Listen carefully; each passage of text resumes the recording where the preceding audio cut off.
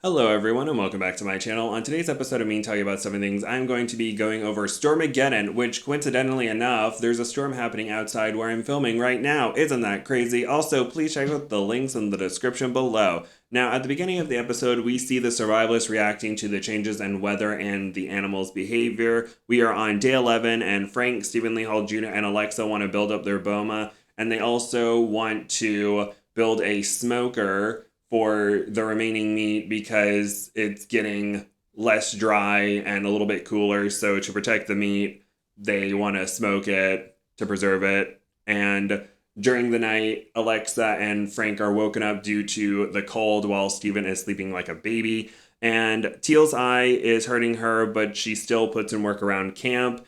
And Teal and Waz go back to the abandoned house that's near their camp and get some barrels and a sink to help prepare for when they get some meat.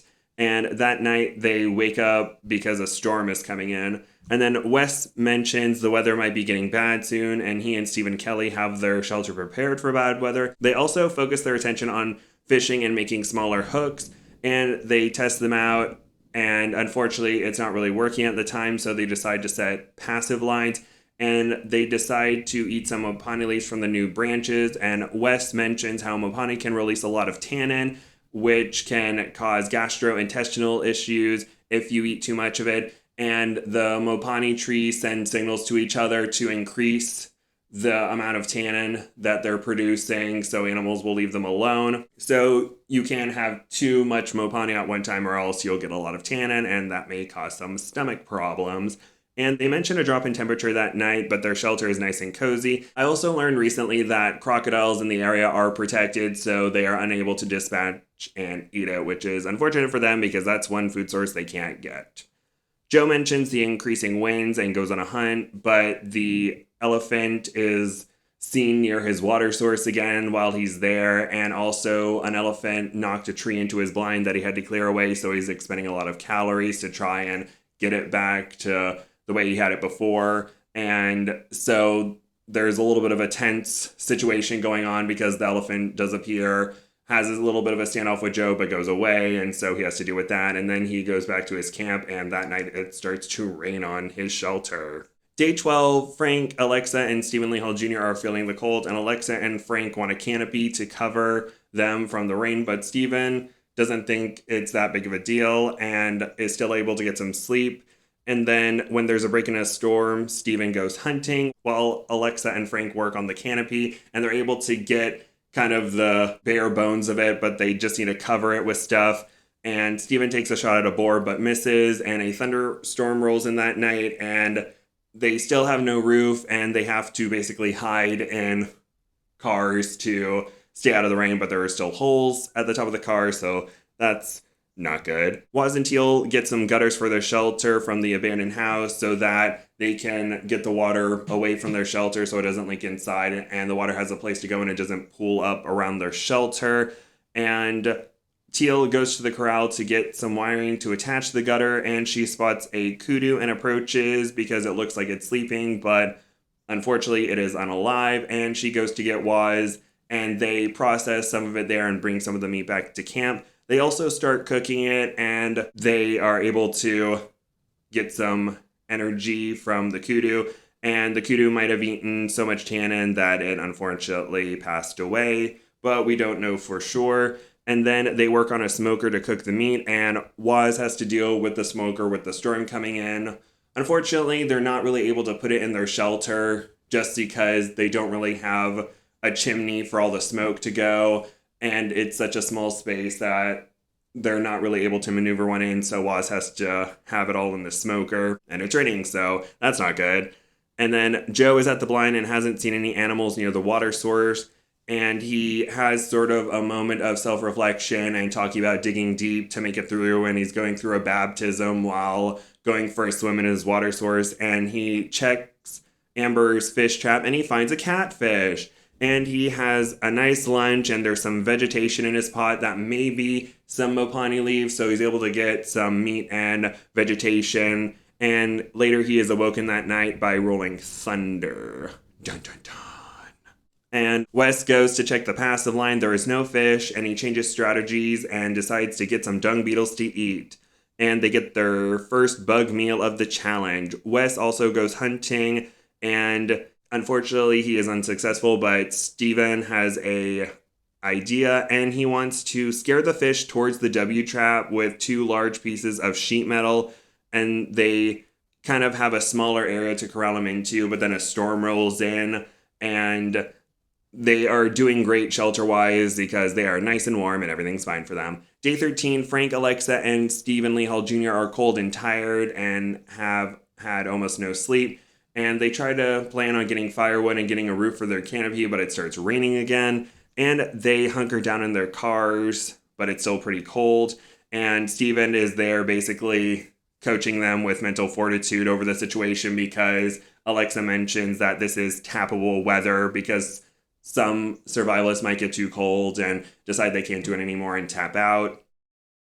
Their shelter starts flooding, and Stephen Lee Hall Jr. is scooping water out of the shelter for a while to try to keep the fire from being flooded.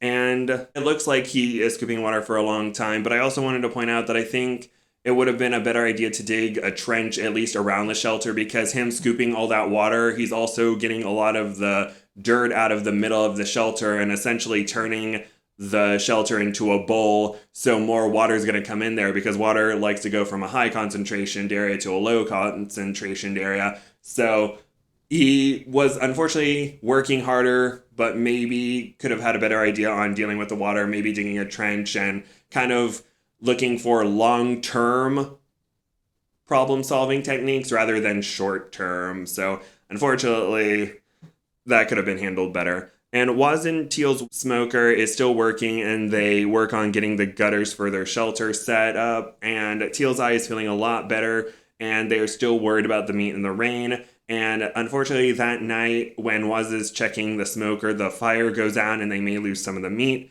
Wes and Steven are hunkered down in their shelter and are trying to figure out how they can eat and what exactly they can eat since the fishing isn't going so well. And they check their corralled area, and the water levels have risen so much it's ineffective, and they're in their shelter a little bit later and they hear animal noises, and they go out, and unfortunately there is an animal that is not doing too well, and Wes dispatches it with an arrow, and they end up getting a Nyala, and so they're able to get some meat, which is good, and they process their meat back in their shelter and are also smoking it and have a nice meal. And they are worried about a potential predator smelling the meat inside their shelter because they talk about how their shelter and them smell like meat. So during the commercial for next week, it looks like there is a lion that's near their shelter, so hopefully the lion can go away and leave them alone. Joe has to find a way to get his wood dry during the rainstorm,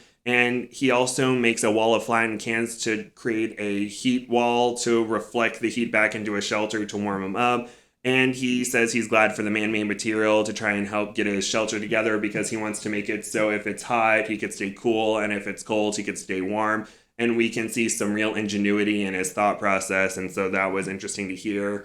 He also works on shoring up his shelter to make sure the water stays out, and he plans on making it the most comfortable he can, and hopefully he can also find some more food. Day 14, Waz and Teal check on the meat in their smoker, and unfortunately they lost some of it due to moisture, and Waz talks about having to adapt to the environment. And Alexa, Frank, and Stephen Lee Hall Jr. have it rough with their flooding shelter and lack of roof, and it starts to rain again. The episode ends with Alexa talking about how rough it is.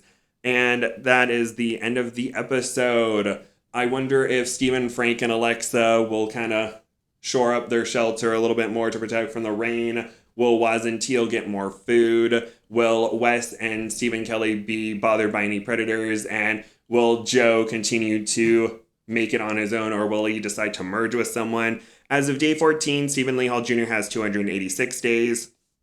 Waz has 154. Wes has 110. Frank has 49.